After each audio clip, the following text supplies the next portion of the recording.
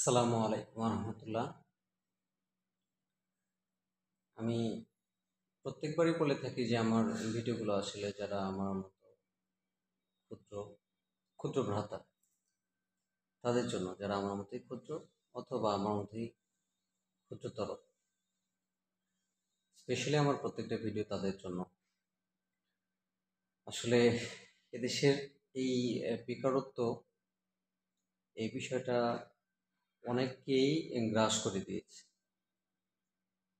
কেন জানি এই সমাজটাকে আরো দুর্বিষহ করে তুলেছে এই বেকারত্ব। যারা এটা চিন্তা করছে যে আমি বেকার, সে শুধুমাত্র এটা অনুভব করতে পারছে, আর যেটা চিন্তা করে না তার জন্য এটা কিছু না, কিছু আসে যায় না।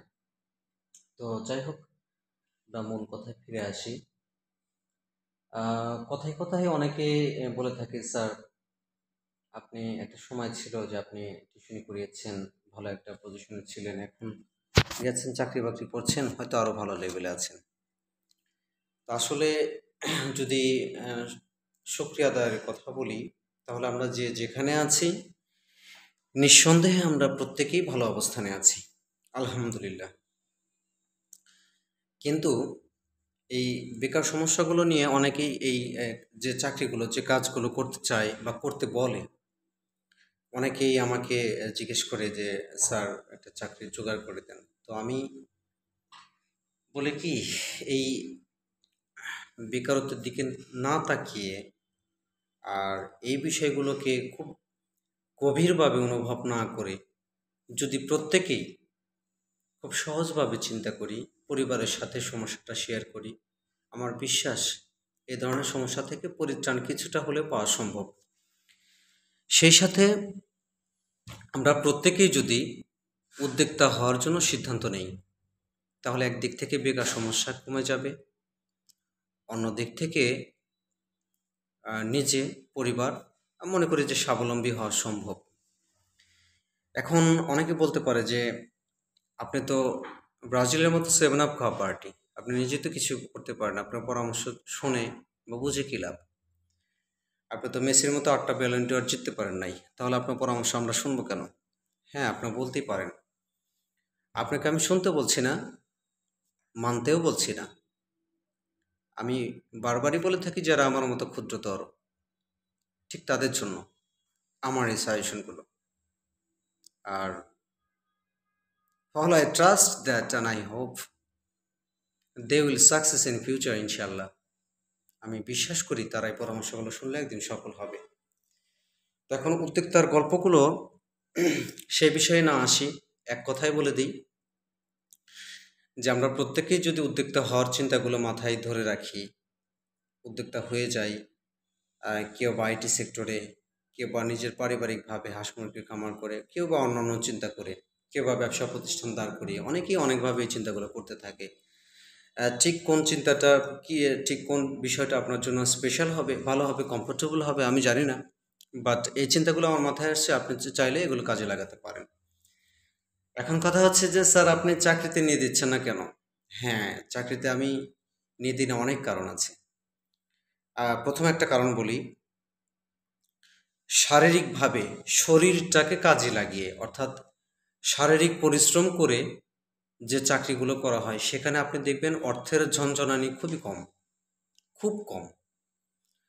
আর যে সমস্ত পেশাতে বুদ্ধি খাটিয়ে কাজগুলো করতে হয় বা চাকরি করতে হয়, সেই ধরনের পেশাতে আপনার ফাইন্যান্সিয়াল বিষয়গুলো একটু ভালো থাকে, যা দিয়ে আপনি নিজে বা আপনার পরিবার ভালোভাবে একটা ব্যালেন্সেবলভাবে চলতে পারবেন। তো এখন মার্কেটিং জবগুলোতে আপনি যদি ফোকাস করেন প্রথমেই, তাহলে আপনি দেখবেন যে শরীরটাকে বেশি খাটানো হচ্ছে। আর আরেকটা বিষয় আপনাকে বলে দেই, কোম্পানি আপনার কাছ থেকে কি চাইছে, কি নিতে চাইছে, সেগুলো আপনি ঘুরে ফিরে আপনার কাছ থেকে নিয়ে নেবে। কিন্তু আপনি কি চাইছেন সেটা ঘুরে ফিরেও নিতে পারবেন না, সরাসরিও নিতে পারবেন না। বিধায় আপনাকে মার্কেটিংয়ে জবের জন্য আপনাকে কখনো আমি উৎসাহিত করি না। আর একটা বিষয় খেয়াল রাখবেন যে মার্কেটিংয়ে চাকরি করলেন ঠিক আছে, কিন্তু এখানে একটা কথা হচ্ছে, এই জবটা কন্টিনিউ করে যতটা গুরুত্ব দিয়ে, যতটা মনোযোগের সাথে আপনি লাইফটাকে পরিচালনা করবেন এই জবের মাধ্যমে। শুকরিয়া আদায় অবশ্যই করতে হয়। তারপর একটা কথা বলি, বড় হওয়ার আশা কার না আছে? সেই জায়গা থেকে একটা কথা বলি। তো এই মার্কেটিং জব করে যতটা গুরুত্ব দিয়ে আপনাকে এই কাজটা করতে হবে, মনোযোগের সাথে এই কাজটা করতে হবে, বা দায়িত্বশীলতার পরিচয় দিয়ে কাজগুলো করতে হবে, আপনাকে পারফরম্যান্সের পরিচয় দিতে হবে। তো এতগুলো বিষয় যদি আপনি মাথায় রাখেন এবং এতগুলো বিষয় যদি মনোযোগ দিয়ে মাথায় রেখে এই কাজগুলো পরিচালনা করেন, তাহলে আপনার ব্যক্তি জীবনে কেন নয়, এতগুলা টেকনিকগুলো, এতগুলা পন্থাগুলো আপনি আপনার ব্যক্তি জীবনে কাজে লাগান, আপনি দেখবেন ভালো পজিশনে চলে গেছেন।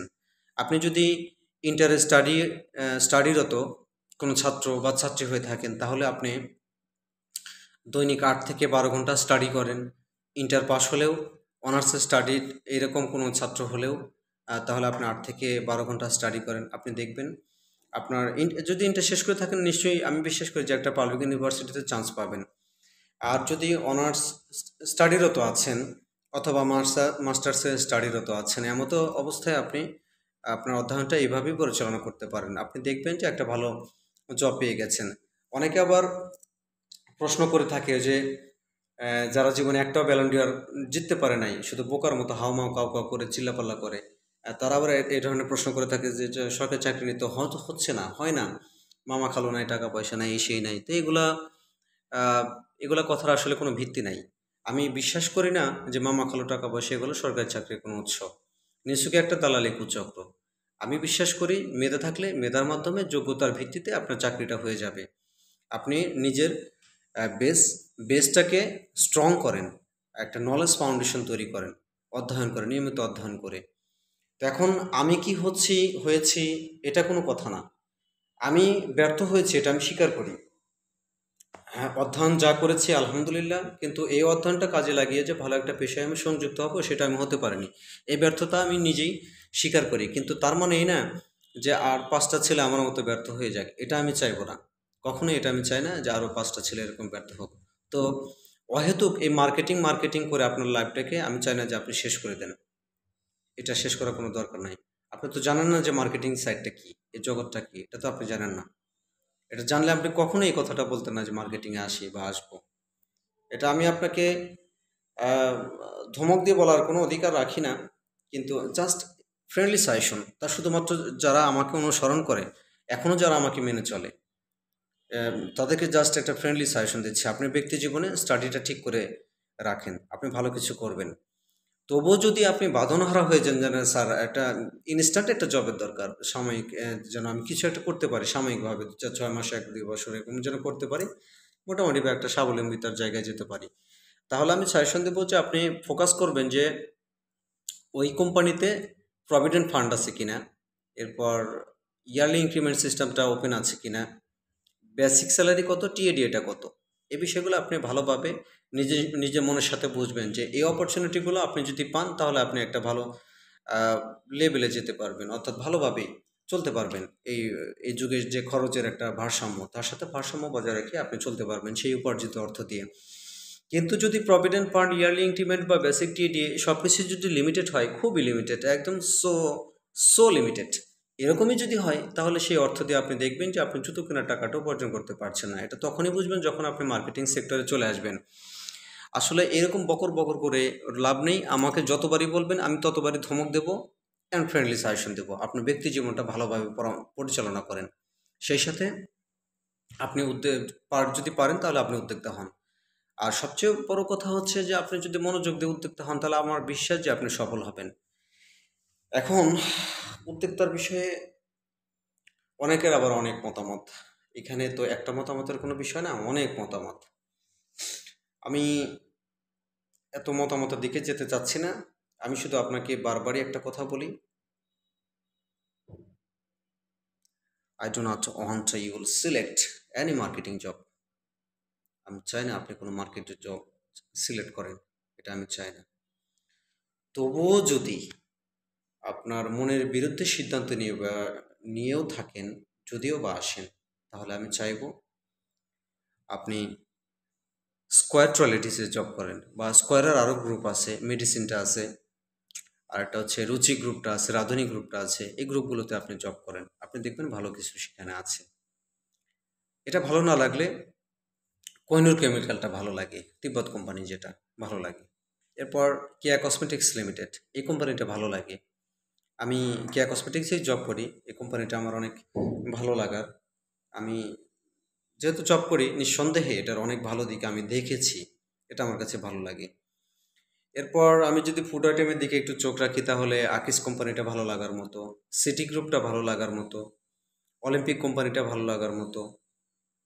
আরও হয়তো কিছু কোম্পানি আছে যেগুলোতে ভালো অপরচুনিটি দেওয়া আছে, ঠিক আমি জানি না।